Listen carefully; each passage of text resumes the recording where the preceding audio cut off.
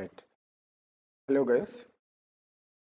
You know very well, yesterday the Honorable Finance Minister Nirmala Sitharaman has presented economic survey in the Parliament, and subsequently the Chief Economic Advisor to the Finance Minister, Anant Nageswaran, he has held a prolonged press conference and explained the major themes of economic survey, and he has also done a question and answer session. Okay. So, in that context, you know very well the for the UPSC examination, the economic survey importance. I need not emphasize once again. So, you should know threadbare about the economic survey. What are all the important things? Okay.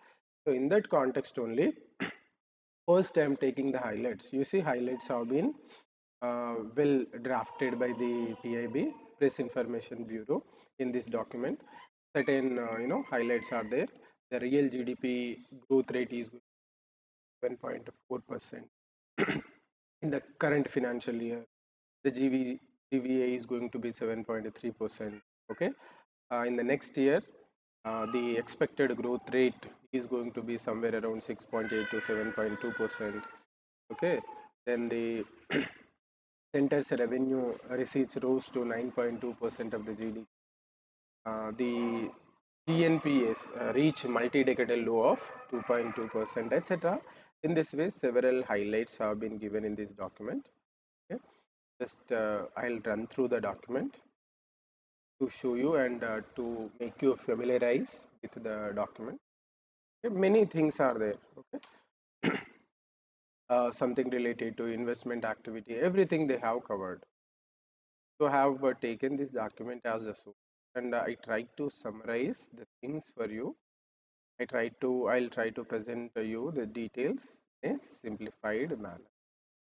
So you can always go back to this document, original document, and you can refer to the thing.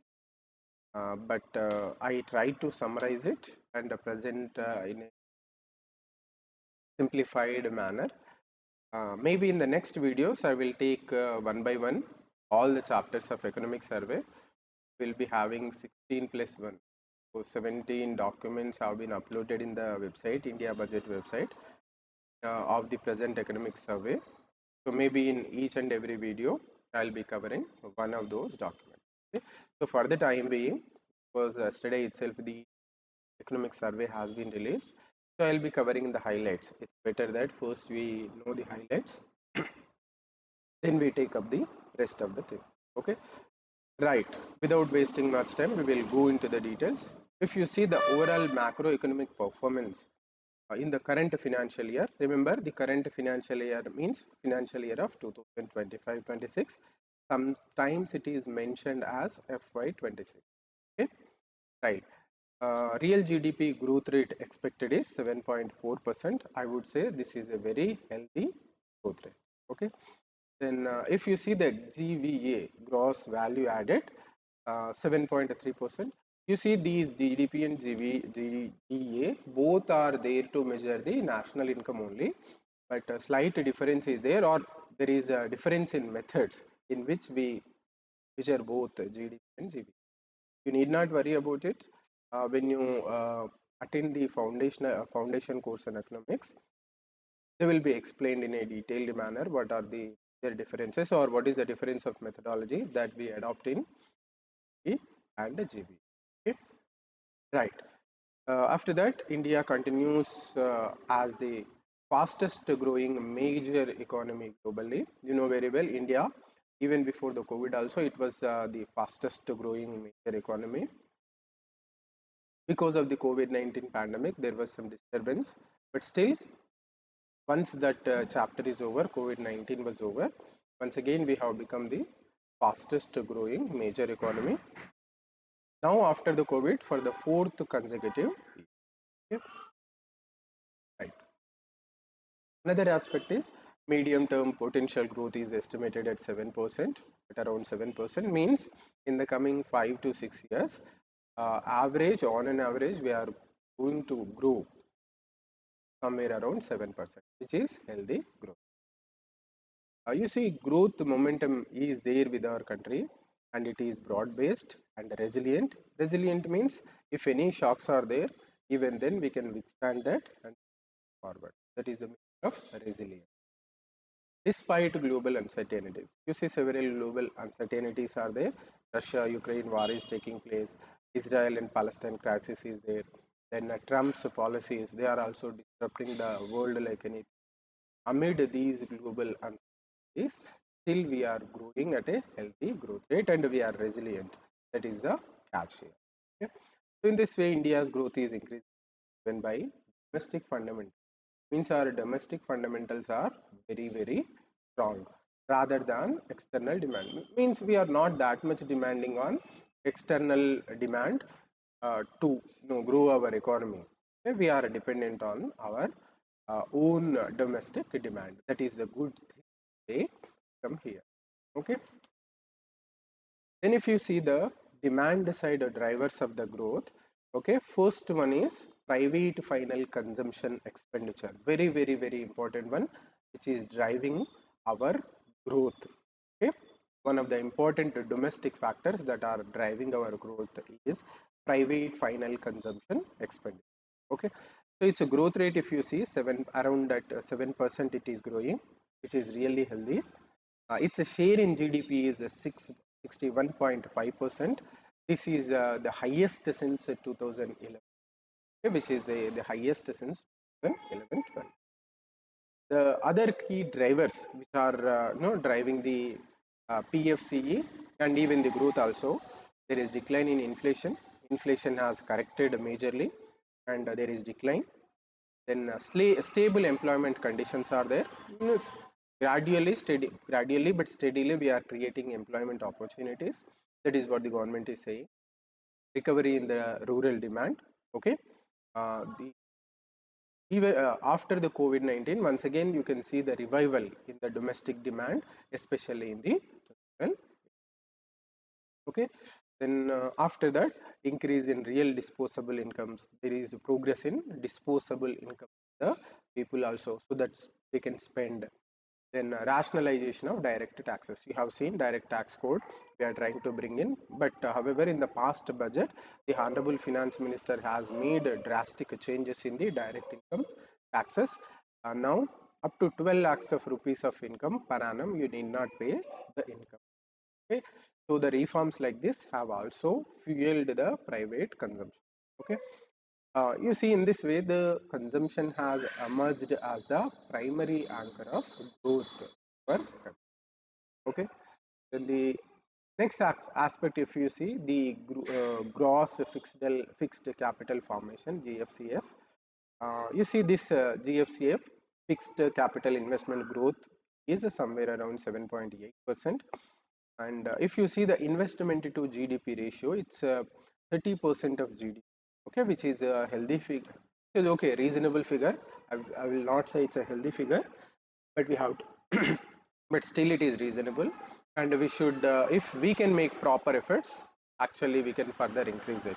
Okay, and this investment is supported by sustained public capital expenditure, gradual revival in private corporate investment, then improved balance sheets of banks and corporates. You say earlier, maybe a decade back, okay, both banks and corporations, they were facing the problem in their balance sheets. It was termed as double balance sheet issue or double balance sheet problem.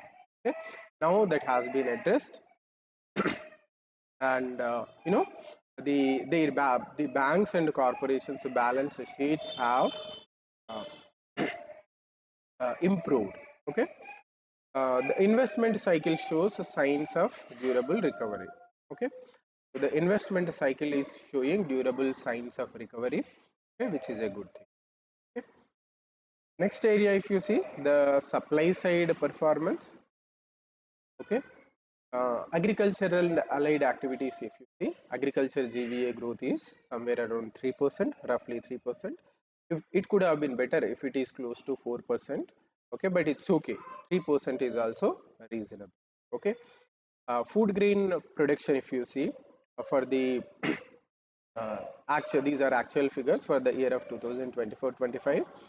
3,577.3 lakh metric tons, or you can say 357.73 million metric tons. Okay, in lakhs also you can mention the figure, in millions also you can mention the figure, right? So 357.73 million metric tons, or 3,577.3 lakh metric tons. Okay. Within this, if you see the horticulture production, it's a 362.08 lakh, 362 uh, lakh metric tons, or 36.208 million metric tons. Okay, and you see horticulture production comprises roughly 33% of the agricultural GVA. Very significant. Why? You see, horticulture may be taking 10% of the land area in the total crops that are grown. Maybe it is 10% is taken for horticulture, cultivation of horticulture, but its contribution to GVA is 33%, almost one third. So you can understand the significance of horticulture. Okay. Then if you see the livestock sector, in the livestock sector, GVA increased by 195% between the FY15 to between FY15 and FY24. Means in a decade, the GVA in agriculture rose by more than 200%. Means it tripled. GVA of the livestock sector has been tripled in the past decade, okay, which is really significant. Then fisheries output, if you see, for the same period, for the last decade, the fisheries sector increased by 140%. So why I am mentioning all these things, horticulture, livestock and fisheries, you see here maximum growth has happened within the agriculture. So if you have to, improve the agriculture really, you have to focus here. Okay, you have to ask the farmers to take up these activities instead of just focusing on crop cultivation, traditional crop cultivation. Then you can actually, increase or double the incomes of the farmers, or you can address the rural poverty, or you can address the distress in the agriculture. This is the way forward. That's why I am particularly mentioning the, allied activities like horticulture, livestock sector, fisheries, etc., etc. If you really want to address the problem of rural distress, this is the key. This is the area where you have to. Okay, so in this way, the allied activities are becoming the backbone of agricultural. Important have to, right. Then briefly, if you see the performance of the industry, industrial GVA growth rate for the first half of the current financial year, it's close to 7%, roughly 7%. Remember, H1 is first half of the financial year. Okay. Within that, you know very well, within the industry, manufacturing, four subcomponents are there: manufacturing, construction, okay, etc., etc. So manufacturing is the most important component, not just in the industry, but also for the entire economic activity. Manufacturing is the very important component. Okay, if you see that manufacturing GVA in the first quarter of current financial year, it's 7.72%, which is the growth rate, but we expect that it has to be much more. Ideally, it should be close to 10% or more than 10%. In the second quarter, it is 9.13%. So quarterly basis also you can see some progress. Okay. The second most important activity within the industry is construction activity. This also remains strong due to push that is given by infrastructure, push that is given to infrastructure development by the government. Okay. You see manufacturing revival. By the figures, you can understand that there is revival of the manufacturing sector, and its revival is output driven rather than price driven, which is really desirable. Which is really a desirable. Briefly, we will survey the performance of the service sector also. Service GVA, if you see, uh, the estimated growth rate for the current financial year is 9.1%. Ideally, it should be more than 10%, because traditionally, if you see the past 2 to 3 decades, actually it is the service sector which is driving the growth rate. So even then, the services sector remain the largest contributor to GDP growth. We know very well that the key drivers which are actually fueling the growth in the service sector are financial services, professional services, public services, IT and business services. These are driving the growth of the service. Okay, you see, service sector continues to act as the growth stabilizer, the global volatility. So you know very well we have a strong footstep in service sector, and actually that is driving the, and that is also acting as the fuel for the growth, and it also acting as the stabilizer of the, excuse me, give me a second.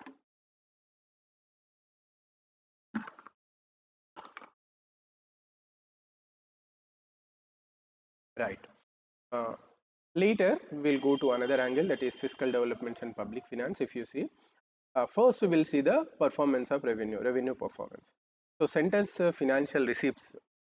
Okay, current financial year, they are 9.2% of the GDP. Revenue receipts, they can increase further. GST collections, if you see, from April to December 2025, means in the first 3 quarters, 17.4 lakh crore rupees. So definitely it is going to go somewhere around 22 lakh crore to 23 lakh crore for the entire financial year. Healthy GST collections are there. GST collections means predominantly they are indirect taxes. Okay. E-way bills, if you see, the e-way bills volume grew by 21% year on year, indicating the better economic activity in the country. Then if you see the capex, capital expenditure, effective capital expenditure, if you see pre-pandemic, it was somewhere around 2.7% of the GDP. If you see the current financial year, it rose to 4% of GDP. Okay, so you can say as a percent of GDP, capex is increasing. Okay, capital expenditure is increasing, which is a good sign, ominous sign. Okay. You see, the apart from that, not only just the central government is increasing its capex, but it is encouraging the states to also increase their capex in the total expenditure they are making. So states also incentivized through scheme for special assistance to states for capital investment. Okay. Through this scheme, the central government is encouraging the states also to spend more towards capital formation or capital expenditure. You know very well revenue expenditure. It's just to meet the day-to-day expenditure, whereas capital expenditure, it creates assets. Okay, which is useful in the future. Right. So in this way, capex continues to crowd in private investment. So when the central government or governments, investment is coming from the public sector, that is from the central government and state governments. On the other side, the private players will also be encouraged to invest in the, they will also come forward to invest. In this way, the central government is, the efforts of the central government are crowding in and not crowding out the private investment. Briefly, we will see debt and fiscal consolidation.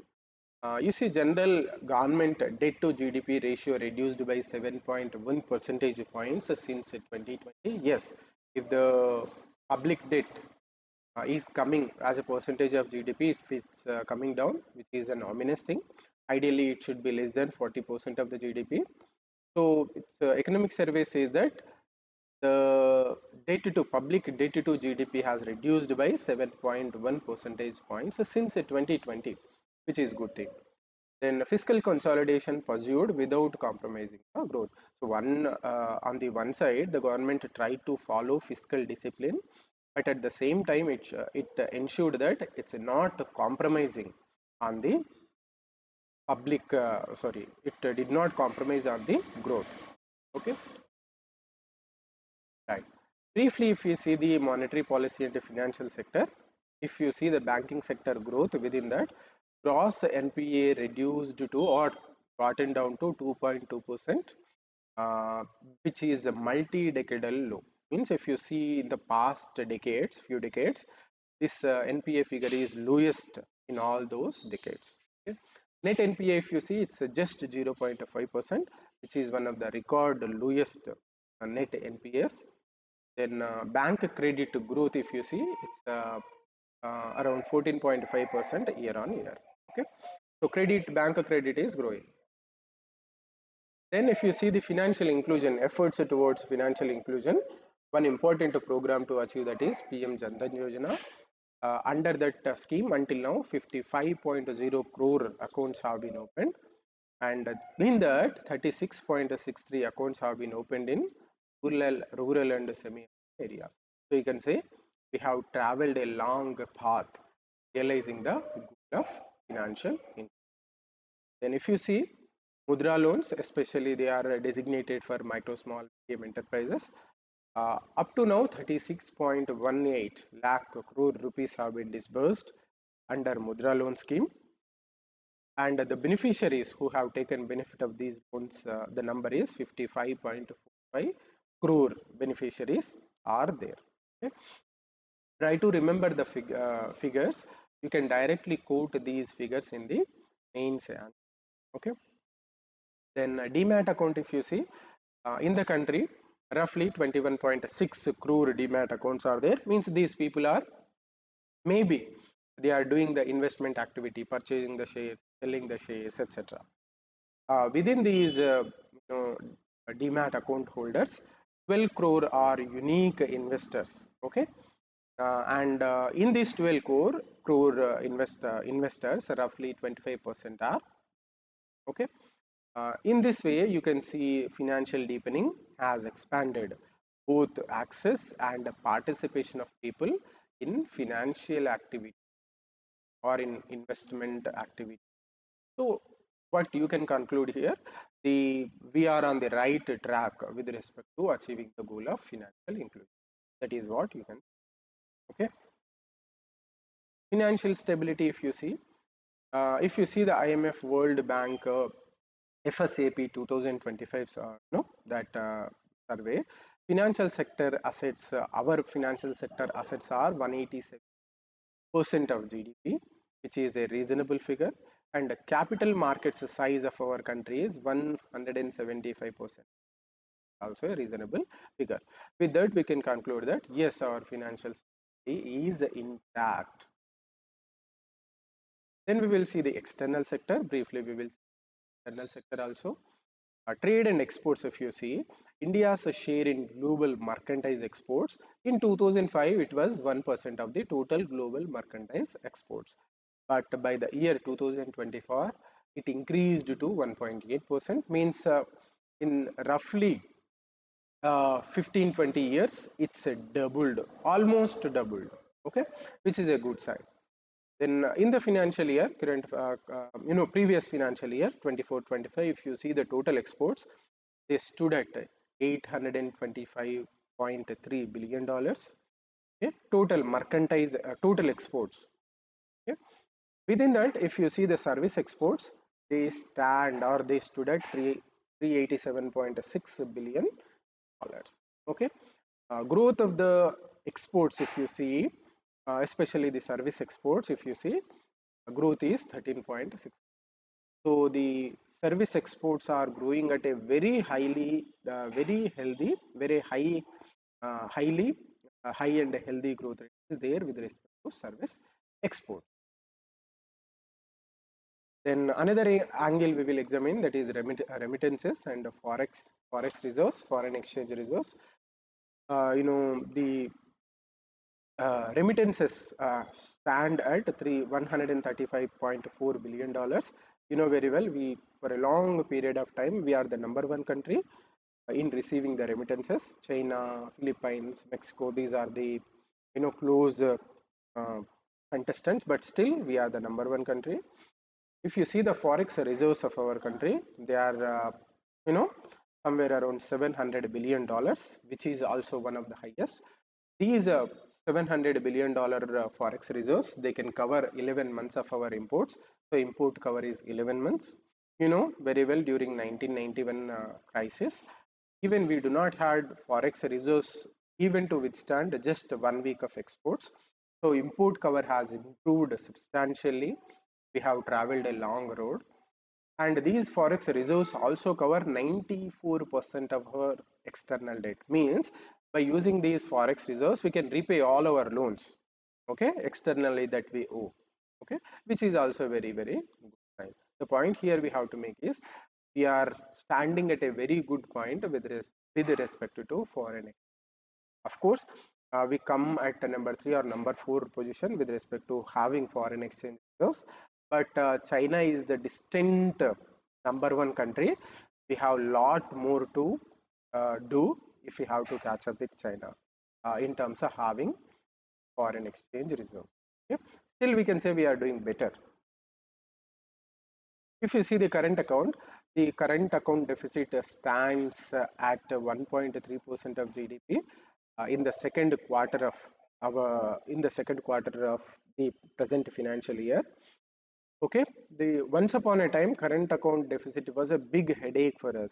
Okay, but now somehow now it remains within the sustainable, right. Excuse me.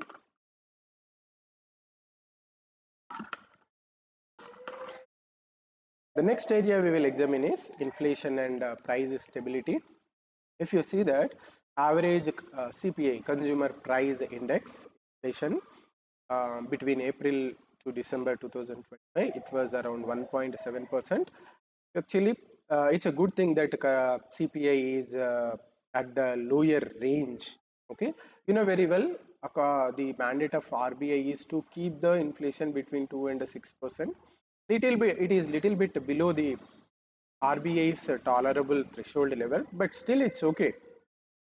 Okay, 1.7% means what you can conclude is you can conclude that people are not feeling the impact of price rise. Okay, so consumer price index it measures inflation from the consumer point of view.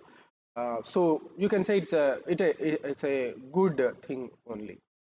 And this figure 1.7% is the lowest since CPA series has.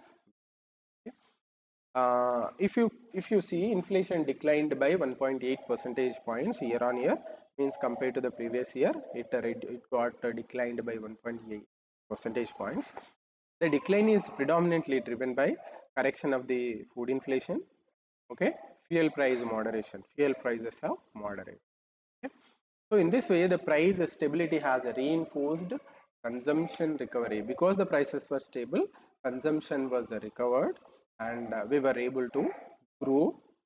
And this consumption is actually driving the growth of our. Then, if we briefly see the infrastructure development aspects, capital expenditure on infrastructure increased 4.2 times since the financial year 2017.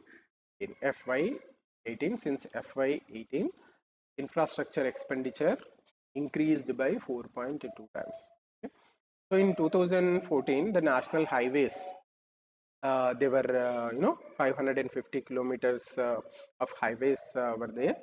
By the year 2025-26, their length rose to 5,004 kilometers. Then if you see the number of airports, in 2014, 74 airports were there.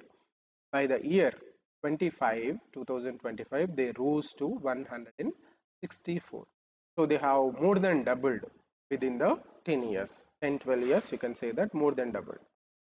If you see the installed power capacity, it stands at 509.74 gigawatt. In this, almost half is renewable energy.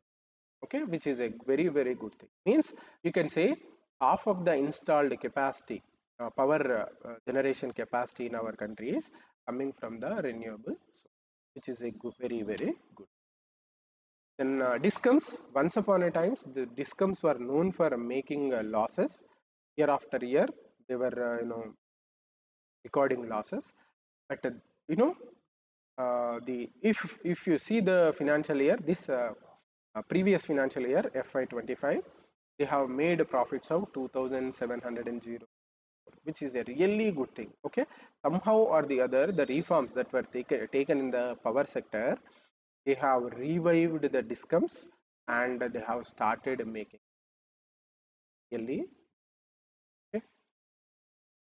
Then if you see the digital and physical connectivity aspects, 5G coverage is 99.9 districts now has the 5G coverage, 5G network coverage.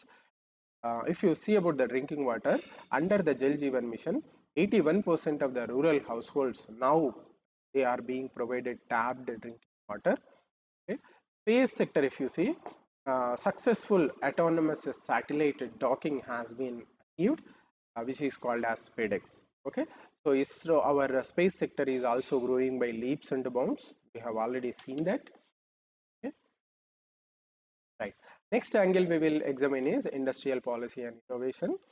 So we will briefly examine the scheme. Very significant scheme as part of Make in India is, or Atmanirbhar Bharat is, PLI scheme, Production Linked Incentive Scheme. You know very well, it covers 14 sectors. The total investment that was attracted until now under the scheme is 2 lakh crore rupees. The production that was achieved under the scheme is rupees 18.7 lakh crore rupees, and the under this scheme 12.6 lakh jobs have been provided. So this is the performance evaluation of LI scheme. Maybe sometime we will try and have a critical analysis of the program, production linked incentive scheme. So you see, this is the prestigious scheme started after Make in India scheme to achieve self sufficiency or self reliance, Atmanirbharta. Okay. uh, Once maybe some other time we will do a critical analysis of the program, whether it was able to achieve the goal. Then if you see the aspect of technology and innovation, India, under the India Semiconductor Mission, 10 projects have been started, and the total investment that was attracted under the mission is 1.60 lakh crore rupees. Okay. In the Global Innovation Index, now India stands at 38, at the 38th place. But if you see that rank in the 2019, we were standing at 6th position. So it almost you know we have seen a lot of betterment with respect to innovation index in the past 5 to 6. Then if we examine the aspect of human development and social sector, briefly if you see the employment and unemployment scenario, total employment or total employment means total number of people who are employed in the second quarter of the current financial year. The data, if you see, 56.2 crore people are employed. According to the ASI, Annual Survey of Industries survey, for the financial year 2023-24, 10 lakh jobs have been added, means 10 lakh new jobs have been added. Well and good, it's okay, but more jobs we have to add. According to the eShram portal, 30 crore workers have been registered in the eShram portal, and that a substantial number are women, means more than half of the people who are registered in that eShram portal are women. Actually, it is 54% of the. Okay, you see, eShram portal is predominantly for the informal sector workers. Formal sector workers, right? To provide them some benefits and to bring some organization into the informal sector, we have started this. If we see some aspects of education, GER, gross enrollment ratio, at the primary level is 90.09, 90.9%. At the secondary level, it is 78%. They can improve further, and there is substantial increase in IITs, IIMs, and AIMS, All India Institute of Health Sciences. And there are reforms in the or under the National Education Policy or New Education Policy. The reforms taken up are 2020, NEP 2020. The reforms taken, many reforms are there. Some significant reforms are creation of academic bank of credits, okay, where you can go on adding academic credits by studying various courses. Flexible entry and exit system has been realized. Earlier it was very difficult, means you can enter into vocational, you can go to regular studies, then you can come back, then you can enter into vocational education, like that. So flexible entry and exit system was realized.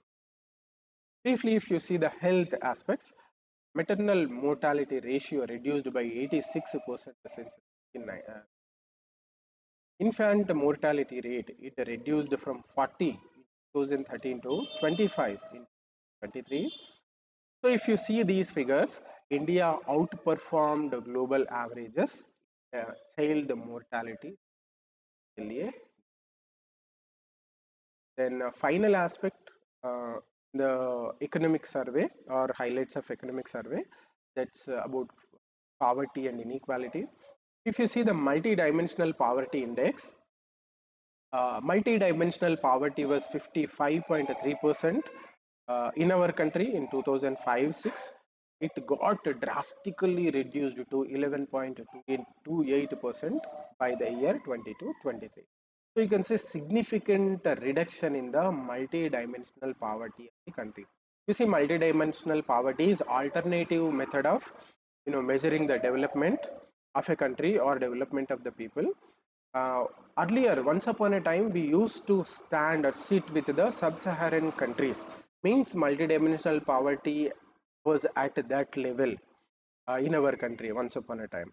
Now we were able to significantly improve with respect to poverty. Okay. So the multidimensional poverty index for the entire, that is released by UNDP, etc. That also maybe in the foundational classes we will see.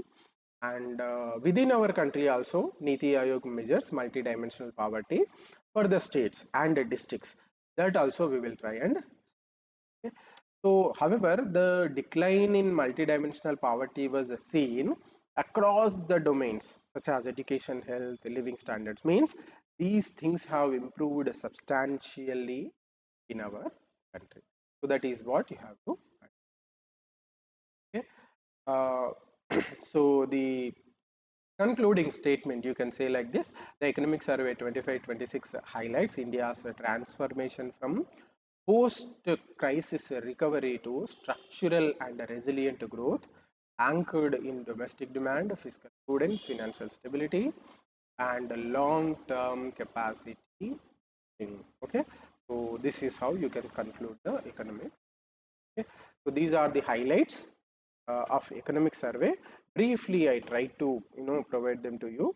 Don't worry, chapter by chapter, all the chapters that are there in the economic survey, 16 plus 1 chapters. 16th chapter, it has two components, two parts, part 1, part 2. All the things I will try to cover in the regular series of lectures along with the budget. Tomorrow budget is going to come. First I will complete the budget, then I will take up the economic survey chapter by chapter. So this is it for today. Thank you and see you next time. Until have a very see you next time.